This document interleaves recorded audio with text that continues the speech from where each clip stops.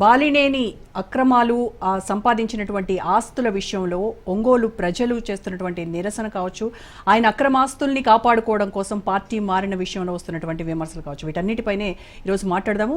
ప్రముఖ రాజకీయ విశ్లేషకులు మస్తాన్ రావు గారు మనకి అందుబాటులోకి వచ్చారు. గుడ్ ఈవినింగ్ మస్తాన్ రావు గారు. Good evening. మస్తాన్ రావు గారు, ఒంగోలులో బాలినేని శ్రీనివాసరెడ్డి అంటే పరిచయం అక్కర్లేని పేరు. 5 సార్లు ఎమ్మెల్యే, 2 సార్లు మంత్రిగా పనిచేసినటువంటి ఒక వ్యక్తి అధికార దాహంతో, అధికారంలో తన పార్టీ ప్రతిపక్షంలో ఉంటే జీర్ణించుకోలేక తన ఆస్తులను కాపాడుకోవడం కోసం అధికారంలో ఉన్నటువంటి పార్టీలోకి జంప్ అయితే తను సేఫ్గా ఉండొచ్చు అనేటువంటి ఒక ఆలోచనతో పార్టీ మారటం ఎంతవరకు అది నైతికంగా కరెక్ట్ అంటారు?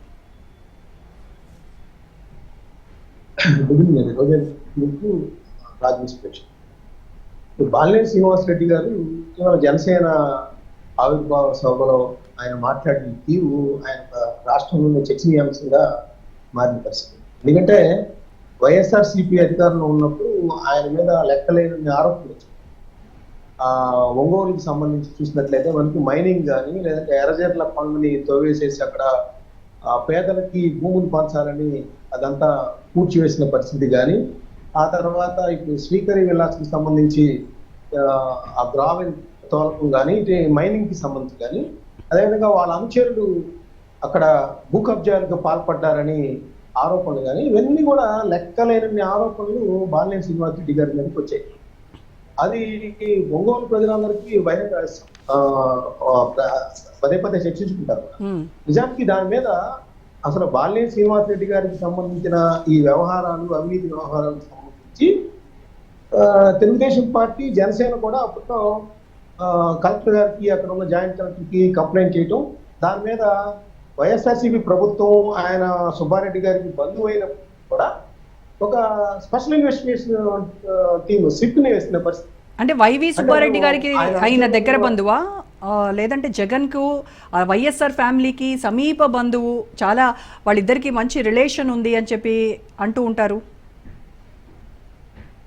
కాదండి, యాక్చువల్గా ఏంటంటే వైవి సుబ్బారెడ్డి గారి వాళ్ళ భార్య, అదేవిధంగా విజయమ్మ గారు అక్క చెట్టి, సుబ్బారెడ్డి గారు ఆ విధంగా తోడలుంటారు అన్నమాట వైఎస్ రాజశేఖర.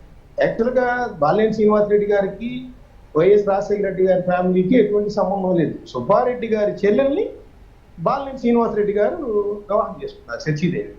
సో ఆ విధంగా బంధుత్వం తప్పితే జగన్ గారికి కానీ, రాజశేఖర రెడ్డి గారి ఫ్యామిలీకి కానీ బాలినేని శ్రీనివాసరెడ్డి గారితో దగ్గర బంధుత్వం ఏం లేదు. ఆ వరుసలో కుదిరిన దూర బంధుత్వం తప్పితే జగన్ గారికి ఆయన సన్నిహితమైన బంధుత్వం కూడా, దగ్గర బంధుత్వం కూడా కాదనేది తెలుసు. కానీ అక్కడ ఏం జరిగిందంటే, యాక్చువల్గా 1999లో అప్పటికి ఆయన యువజన కాంగ్రెస్ అధ్యక్షుడిగా పనిచేస్తా ఉన్నారు బాలినేని శ్రీనివాసరెడ్డి గారు. ఆ టైంలో సుబ్బారెడ్డి గారు రాజశేఖర రెడ్డి గారికి చెప్పి కొట్లాడి ఆయనకి 1999లో ఒంగోలు శాసనసభకి పోటీ చేసేలాగా టికెట్ పరిస్థితి కూడా ఉంది. ఆ తర్వాత 2004లో కూడా ఆయన పిలిచారు. తెచ్చిన తర్వాత ఆయన్ని మంత్రివర్గంలోకి తీసుకున్నారు. మంత్రివర్గంలో ప్రధానమైన శాఖలు కూడా రాజశేఖర రెడ్డి గారు అప్పచెప్పారు. ఆ తర్వాత కాలక్రమేణా ఏంటంటే సుబ్బారెడ్డి గారు కొద్దిగా బలమైన వ్యక్తి కాబట్టి ఆయన అక్కడ ఉంటే తనకు అంత అధికారం అంత దక్కదు, ప్రజల్లో కానీ ఏదైనా అధికారం చెలాయించాలన్నా జిల్లా తన చెప్పు చేతుల్లో ఉండదనేది ఆయన కొద్దిగా దూరం అవుతా వచ్చిన పరిస్థితి. సో ఆ నేపథ్యంలో మళ్ళీ రోసయ్య గారి రావడం, రోసయ్య గారి మంత్రివర్గంలో ఆయన ఏం క్లెయిమ్ చేస్తారంటే, ఇప్పుడు రోసయ్య గారి మంత్రివర్గంలో మళ్ళీ నాకు కిరణ్ కుమార్ రెడ్డి గారి మంత్రివర్గంలో కూడా మంత్రి ఇస్తారన్నా కూడా నేను జగన్ గారి కోసం, జగన్ గారి కుటుంబానికి, జగన్ గారికి అన్యాయం జరిగిన పరిస్థితుల్లో నేను జగన్ చేశాననేది ఆయన క్లెయిమ్ చేస్తారు ఇప్పటికి కూడా. కానీ వైఎస్ఆర్సీపీ వాళ్ళు ఏమంటారంటే, ఆయనకు ఆ రోజు రోసయ్య గారి మంత్రివర్గం తర్వాత, రోసయ్య గారి కేబినెట్ తర్వాత కిరణ్ కుమార్ రెడ్డి గారు మంత్రివర్గంలో తీసుకునే పరిస్థితి లేదు కాబట్టి ఆ విషయాన్ని తెలుసుకొని జగన్మోహన్ రెడ్డి గారి దగ్గరికి వచ్చారనేది అదొక వివాదం ఉంది. అది ఆయన అలా క్లెయిమ్ చేస్తారు. వైసీపీ ఏదైనప్పటికీ ఆయన 2012లో 1999, 2004, 2009లో గెలిచారు. అదేవిధంగా బై ఎలక్షన్ 2012లో వచ్చింది, 2012లో గెలిచారు. ఆ తర్వాత 2014లో ఆయన ఓడిపోయారు. తర్వాత 2019లో ఆయన గెలిచిన తర్వాత జగన్ గారు ఆయనకి ఫస్ట్ టర్మ్ కి సంబంధించి 2.5 సంవత్సరాల్లో ఆయనకి మంత్రి పదవి ఇచ్చారు. ఆ తర్వాత సగం మంది మంత్రివర్గ సభ్యుల్ని ఆయన తొలగించిన పరిస్థితుల్లో బాలినేని శ్రీనివాసరెడ్డి గారిని కూడా ఆయన పక్కన పెట్టారు. ఆ పక్కన పెట్టినప్పుడు కూడా ఒక పెద్ద హైడ్రామా నడిచింది. ఏంటంటే ఆయన్ని నాకు జిల్లాలో నన్ను తీస్తే ఆదిమూలపు సురేష్ గారిని కూడా తీసివేయాలి మంత్రి పదవి నుంచి, అలా అయితేనే ఓకే అని చెప్పేసి ఆయన గొడవ చేసిన పరిస్థితి. అయితే అక్కడ కొన్ని గంటల పాటు తిప్పేస్వామి అనే ఒక ఎమ్మెల్యేని మంత్రివర్గంలో తీసుకున్నట్టుగా చెప్పి ఆ తర్వాత మళ్ళీ 2 గంటల్లో మార్చి ఏదైతే జగన్ గారు అనుకున్నారో ఆదిమూలపు సురేష్ గారిని తీసుకున్నారు. అప్పటి నుంచి కూడా జగన్ గారు అంటే కొంత వ్యతిరేకత ఆయన కనబరుస్తూ వచ్చారు. సో ఆ నేపథ్యంలో చూసినట్లయితే మనకి ఆయన రాజకీయ ప్రస్థానంలో ఏంటంటే, నేను ఒంగోలులో అప్పుడప్పుడు కూడా ప్రోటోకాల్ సమస్యలు లేదా ఆదిమూలపు సురేష్ గారికి ప్రయారిటీ ఇస్తున్నాను, నాకు ఇవ్వట్లేదని జగన్ గారి పర్యటన సందర్భంగా ముఖ్యమంత్రిగా ఆయన పర్యటిస్తున్నప్పుడు అలగటం, ఆయన ఫోన్ చేసి పిలిపించడం, ఇట్లాంటివన్నీ కూడా బాలినేని శ్రీనివాసరెడ్డి గారు చెలాయించుకున్న పరిస్థితి కూడా ఉంది. ఆ తర్వాత ఏంటంటే వైఎస్ఆర్సీపీకి సంబంధించి రీజనల్ కోఆర్డినేటర్ గా ఉమ్మడి ప్రకాశం జిల్లాకు సంబంధించి కూడా బాలినేని శ్రీనివాసరెడ్డి గారిని కొంతకాలం పెట్టారు. ఆ తర్వాత నెల్లూరు జిల్లాకు కూడా ఆయన్ని రీజనల్ కోఆర్డినేటర్ గా జగన్ గారు నియమించారు. ఆ తర్వాత ఆయన కొద్దిగా యాక్టివ్ గా పాల్గొనట్లేదు, కొంత అసంతృప్తి వ్యక్తం చేస్తున్నాడు, మంత్రి పదవి నుంచి తొలగించిన తర్వాత ఆయనకి చెప్పకుండా ఆ పదవి నుంచి తొలగించారు. ఆయన బయటకు వచ్చి చెప్పాడంటే, నాకు ఇష్టం లేదు, అందుకని నాకు జిల్లా అధ్యక్ష పదవి ఇచ్చారని చెప్పేసి కొంతకాలం అట్లా. కానీ ఆయన అసంతృప్తిని మాత్రం ఎప్పటికప్పుడు వెళ్ళగక్కుతా వచ్చిన పరిస్థితి మాత్రం వాస్తవం. ఆ నేపథ్యంలోనే వైఎస్ జగన్మోహన్ రెడ్డి గారు కూడా ఇదంతా చూసిన తర్వాత చెవిరెడ్డి భాస్కర్ రెడ్డి గారు, చిత్తూరు జిల్లా నుంచి చెవిరెడ్డి భాస్కర్ రెడ్డి గారిని తీసుకొచ్చి ఇక్కడ పార్లమెంటు అభ్యర్థిగా నిలిపిన పరిస్థితి కూడా ఈ బాలినేని శ్రీనివాసరెడ్డి గారిని చెక్ పెట్టడానికి అనేది అక్కడ రాజకీయంగా అక్కడందరూ కూడా నేతలందరూ కూడా చెప్పుకుంటారు. సో ఇదంతా వైఎస్ఆర్సీపీ పార్టీకి సంబంధించిన వ్యవహారం అయితే, ఇక ఆయన అవినీతి వ్యవహారాలు, వాళ్ళ అనుచరులు ఒంగోలులో చాలా చోట్ల ఒక బలహీనులుగా ఉన్న వాళ్ళు కానీ లేదంటే పేదలకు సంబంధించి కానీ కొన్ని భూముల్ని కబ్జా చేశారనే దాని మీద ఆరోపణలు పెద్ద ఎత్తున వచ్చాయి. ఆ వచ్చిన పరిస్థితుల్లో దామచర్ల జనార్దన్ కానీ జనసేనకు సంబంధించిన అధ్యక్షుడు అక్కడ జొన్న వెంకట్ కానీ వీళ్ళందరూ కూడా కంప్లైంట్ చేశారు. దాని మీద అతనికి చెక్ పెట్టే దీనిలో భాగంగానే అది వైఎస్ఆర్సీపీ ఎమ్మెల్యే అయినప్పటికీ కూడా జగన్ గారు లేదంటే ధనంజయ రెడ్డి గారు వాళ్ళందరూ కూడా అతను సిట్టుని నియమించారు. అసలు ఈ కబ్జాలకు సంబంధించి వాస్తవాలు ఏంటి ప్రజలకు తెలియాలి. అప్పుడు మళ్ళీ బాలినేని శ్రీనివాసరెడ్డి గారు ఏంటంటే, సిట్టు నేనే వేయించాను, ఆ సిట్టు వల్ల అసలు మా అంకెలు కానీ ఎవరు కానీ ఏం చేయలేదు తేలిపోతుంది, నేనే వేయించాను అనేది చెప్తారు. కానీ అక్కడ ఒంగోలు తెలుసు ఆయన అంచులుగా ఉన్నవారు ఆ కబ్జానికి పాల్పడ్డారనే ఆరోపణలు అనేది అటు తెలుగుదేశం జనసేన చేస్తూ వచ్చాయి.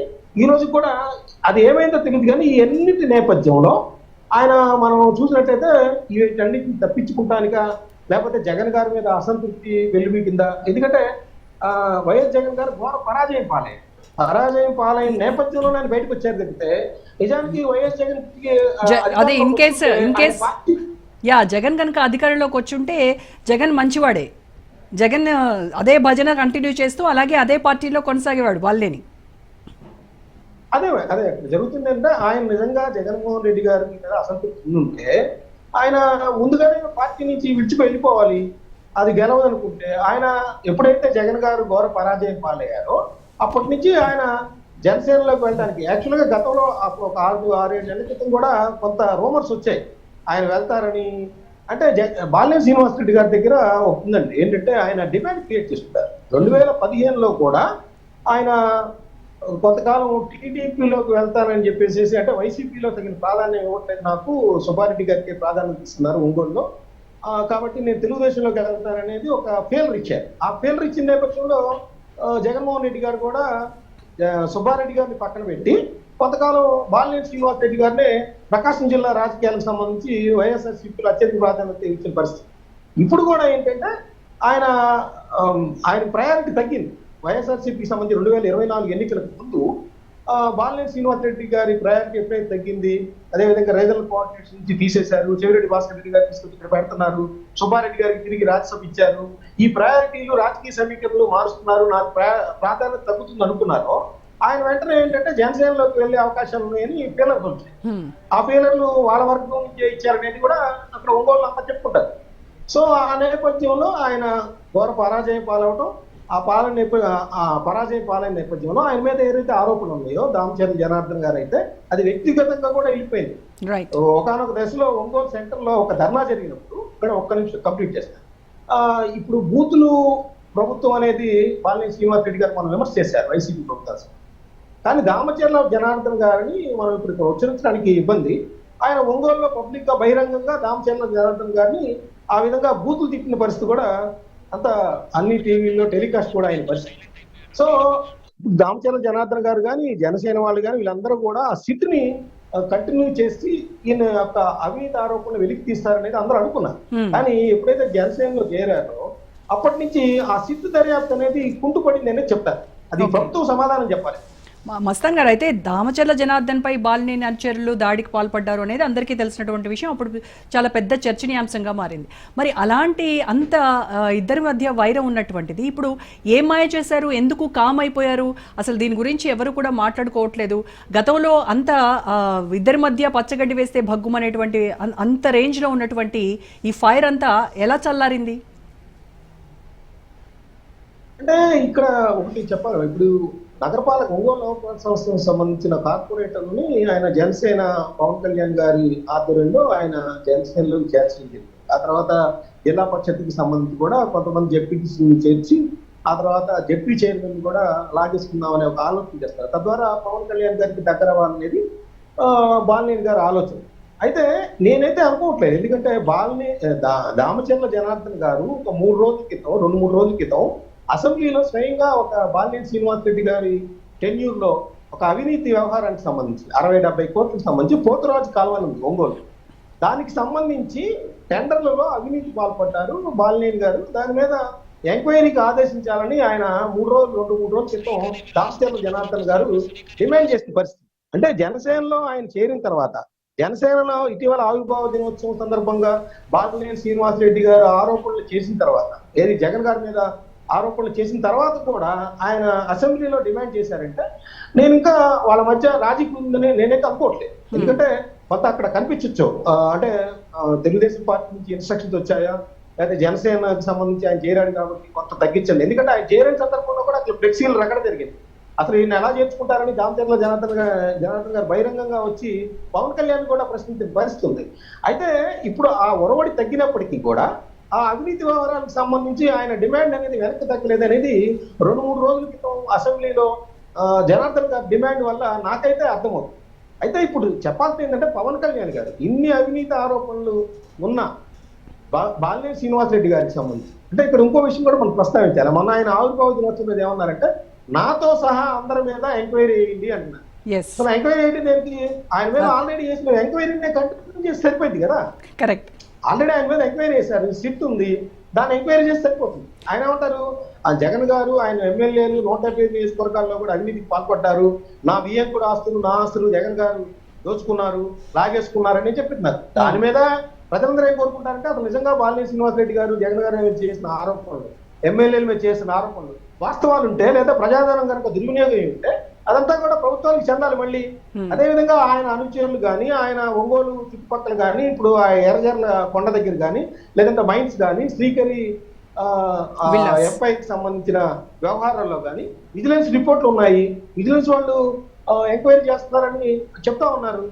వాటన్నిటికి కూడా బాలినేని శ్రీనివాస్ రెడ్డి గారు ఇప్పుడు సమాధానం చెప్పాలి. రెండోది ప్రభుత్వం కూడా ప్రభుత్వం ఎందుకు దీనిపైన ఎలాంటి మస్తాన్ గారు సిట్ ఉంది, మరి ప్రభుత్వం ఎందుకు దానిపైన ఏ రకమైనటువంటి డెసిషన్ తీసుకోలేకపోతుంది? శ్రీకరి ఎంపైర్ విల్లాస్ విషయంలో ప్రభుత్వ భూములు ఆక్రమించుకున్నారని 41 ఎకరాల్లో నిర్మించినటువంటి ఈ విల్లాస్ ఏవైతే ఉన్నాయో ప్రతిదీ కూడా అక్కడ చూస్తే అవినీతి వీటితో కట్టినటువంటివే కనబడుతూ ఉన్నాయి. ఇసుక అక్రమ రవాణా చేశారు, ప్రభుత్వ భూములను ఆక్రమించుకుని కట్టారు, ఇన్ని రకాల అక్రమాలు జరుగుతూ ఉంటే సిట్ వేశారు. మరి ఆ సిట్ పరిస్థితి ఏంటి? ఎంతవరకు వచ్చింది ఎంక్వైరీ? ఎందుకు కామ్గా ఉన్నారు? ఇందాక యాక్చువల్ గా ఈ ఐటమ్ ఇచ్చేటప్పుడు ముందు తెలుగుదేశం పార్టీకి సంబంధించిన చాలా మంది మాట్లాడారు. వాళ్ళు ఏమన్నారు, స్పీకర్ ఎంపైర్స్కి సంబంధించి ప్రధానమైన ఆరోపణ చేస్తారు. ఒకటి 7.5 అడుగులు పొయ్యిలా ఉండేది, దాన్ని గ్రావెల్తో పూర్తి చేశారు. రెండోది ఏంటంటే అక్రమంగా ఇసుక తీసుకొచ్చి ఇక్కడ తరలించారు. తర్వాత అక్కడ పోరంపోకు భూములు కొన్ని ఉన్నాయని కొంతమంది చేత రైతుల దగ్గర బలవంతంగా అమ్మించారు. సో ఇవి ఏవైతే ఆరోపణలు చేస్తా ఉన్నారో వాటి మీద బాలినేని శ్రీనివాస్ రెడ్డి గారు అడిగినట్టు మొత్తం ఎంక్వైరీ చేయించుకోవాలి. నిజంగా ఆయనే ముందుకు వచ్చారు కాబట్టి తెలుగుదేశం ప్రభుత్వం కానీ కూటమి సర్కార్ కానీ ఒక ముందుకు వచ్చిన మాజీ మంత్రికి సంబంధించిన ఆరోపణల మీద టోటల్ గా దర్యాప్తు చేసి నిజంగా అక్కడ అవకతవకలు జరిగాయా, అవినీతికి పాల్పడ్డారా, గ్రావెల్ తోలారా, మైన్స్ తోలారా, లేకపోతే ఇసుక అక్రమంగా తరలించారా, లేదంటే నిబంధనలకు వ్యతిరేకంగా రైతుల్ని బలవంతం చేసి భూములు కొనుగోలు చేశారా, వీటి మీద ఏదైతే ఆరోపణలు చేస్తున్నారో వాటిని తేటతెల్లంగా విచారణ చేసి ప్రజలందరిలో కూడా ఆయనకు సత్యులుగా నిరూపించుకోవచ్చు, లేదా అసలు ఆయన నిజంగా అవసరం జరిగాయా లేదా అనేది ప్రభుత్వం నిరూపించాల్సిన అవసరం ఉంది. అంటే ఆల్రెడీ ఇప్పుడు అక్కడికి కొంతమంది అధికారులు వచ్చారు కదా మస్తాన్ రావు, అక్కడికి వచ్చారు, చూశారు, ఎంక్వైరీ ప్రిలిమినరీ ఫైండింగ్స్ లో అక్రమాలు జరిగినట్టుగా నిర్ధారించారు. అయినప్పటికీ కూడా మరి ఏ రకమైనటువంటి చర్యలు లేవు కదా. అంటే ఇప్పుడు కూటమి సర్కార్ వచ్చిన తర్వాత ఏంటంటే నేను ఒకటి చెప్తాను, యాక్చువల్గా అక్రమాలు కానీ పోలీస్ కేసులు కానీ కొద్దిగా పరిపాలనలో పట్టులో కూర్చున్నట్టుగా కనిపిస్తాం.